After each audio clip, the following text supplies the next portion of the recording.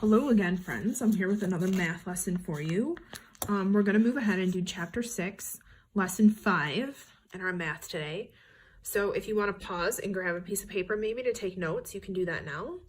Or you can just follow along and then, scroll back later to see what you need. Okay, so what we're going to talk about, and this should be review for a lot of you, is the properties. So we're going to talk about the three properties in this lesson. The first one is the commutative, then the associative, and the identity. The commutative property means an addition and multiplication that you can add numbers any way and still get the same answer. So the example they used here was 7 plus 9 and 9 plus 7. They both equal 16. So that's the commutative property. You can interchange numbers. This is not apply to division or subtraction. Okay, so just so you know that. Okay, the same thing with the associative property. When we associate things, anytime you hear associate in math, you want to think parentheses, okay? Again, addition and multiplication, this applies to that. You can put parentheses around any numbers, add them together, or multiply them together, and you will get the same answer. We do this sometimes to make math easier. So for example, let's say you had 20 plus 10 plus 4. You might want to group together. So I'm going to write that over here. In your head, you might want to group together 20 plus 10 first, because that's 30 and that's easy, then plus 4, which is 34. So we're associating things together to make the problems easier. Okay, again, this applies only to addition and multiplication, not to division or subtraction. Okay, so that's very important for you to remember throughout this lesson. You can't interchange subtraction. In other words, 4 plus 7 is not the same. 7 minus 4 is not equal to 4 minus 7. Okay, see why we can't do that for subtraction? Okay, and then the identity property, it's a little bit different. It again applies to addition and multiplication, but the difference is for addition, 13 plus 0 equals 13. Anytime there's a 0 with addition, that's an identity property. For multiplication, it's multiplying by 1 to get the same number because 7 times 0 equals 0. So that's why we don't use the 0 for multiplication. We use the 1 for the identity property. So those are the properties we're going to use because we're going to be talking about equivalent expressions and we're going to look at math problems to see if they are equivalent. So on our examples, they want to determine whether the two expressions are equivalent. If so, tell me what property they used, and if not, explain why. So let's look at example 1. 15 plus 5 plus 8, 5 plus 8 in parentheses, and 15 plus 5 in parentheses plus 8. So let's figure out what this would be. So using order of operations, 5 plus 8 is 13, plus 15, that equals 28. Now let's go over here. 15 plus 5 is 20, plus 8 is 28. Okay, so these are equal. These are equal expressions, and we would put an equal sign between them to show that they're equal. What property is this? Well, we would write associative, right? Parentheses means associative. Now, let's look at number 2. This would be an example of properties that are not equal. Equations that are not equal.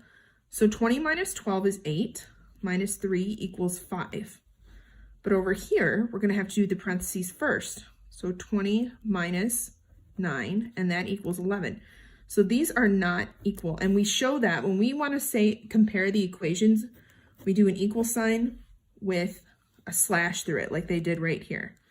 These are not equal, okay?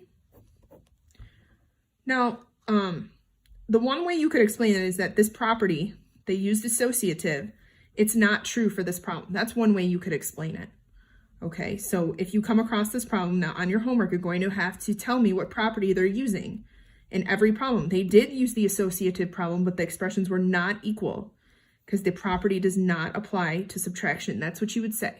Property does not apply to subtraction. Okay?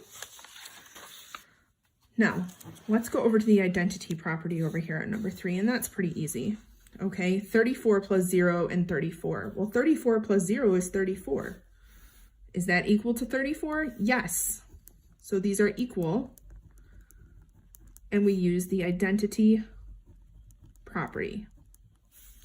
Okay, so that's all we would say. So anytime you see a number plus 0 or a number times 1, you automatically just write equal identity property. That's it.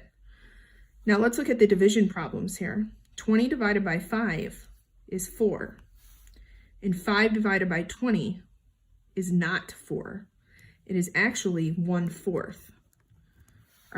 These are not equal, and the property they tried using here was the commutative. Sorry for my writing. Okay, but that does not apply to division. So that's how you would explain it. It does not apply to division. Okay, so basically on your homework, just to give you a little cheat, the minute you see subtraction or division, you know it's not going to be equal, and you're going to look at the property they tried using and just say it doesn't apply to that. That's all you have to say. Now, let's look at example A.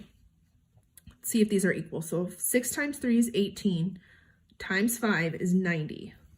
Okay. 5 times 6 is 30. 30 times 3 is 90.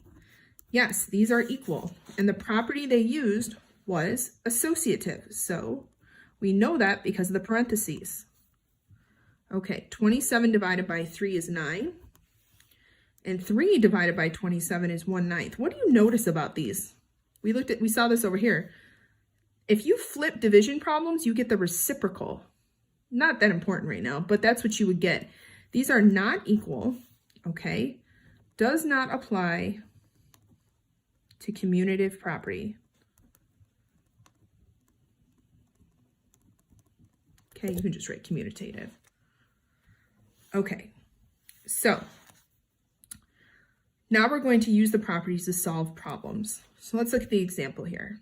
In a recent season, the Kansas Jayhawks had 15 guards, 4 forwards, and 3 centers on their roster. Write 2 equivalent expressions using the associative property that can be used to find the total number of players on their roster. So let's write out what they had first. 15 plus 4 plus 3.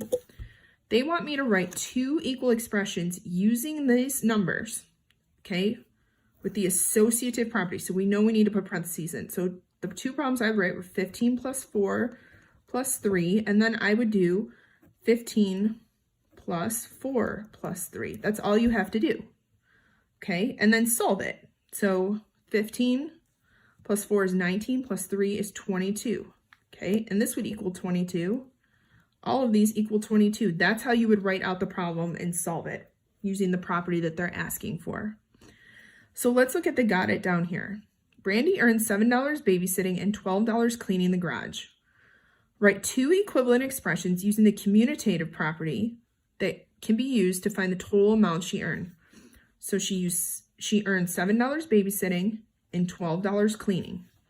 Okay, what's another way we could write that? We're using the commutative. Okay, so we're just going to flip it. 12 plus 7, and she earned $19.